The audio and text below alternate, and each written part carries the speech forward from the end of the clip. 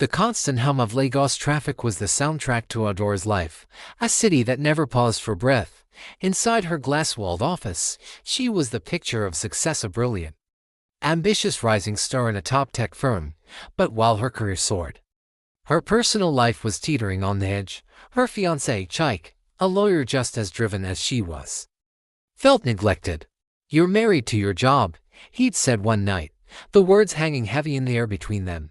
Adora wanted to deny it, but a part of her knew he was right. The pressure was immense. At work, she was Mr. Okafor's golden girl, the one he trusted with the biggest projects, but respect quickly curdled into envy. A colleague, Ifeanyi, started poisoning the well, whispering that Adora's success wasn't earned through hard work, but through her closeness to the boss. The rumors were venomous, and they spread like wildfire, eventually reaching Chike.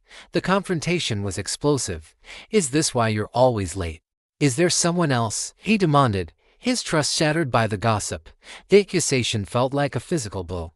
She had fought so hard to build her career, to prove her worth, only to have her integrity questioned by the man she was planning to marry.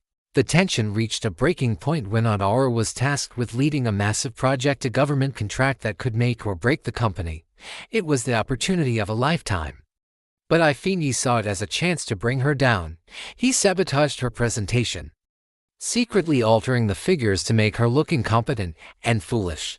In the middle of the board meeting, as she presented her work, Adora realized what had happened. The numbers were wrong. Her boss's face fell, her colleagues exchanged knowing glances, and the room felt like it was closing in on her. The humiliation was absolute. That evening, the facade of the strong, unbreakable career woman finally crumbled. She broke down in Chike's arms, confessing everything. "I don't know how much more I can take," she whispered, her voice raw with exhaustion and despair. Seeing her so vulnerable, Chike's anger finally melted away, replaced by a deep sense of regret. "I'm so sorry," he said, holding her tighter. "I should have trusted you. I let the rumors get to me." In that moment of shared crisis, they were a team again. Together, they formulated a plan. They worked through the night, a united front against the chaos.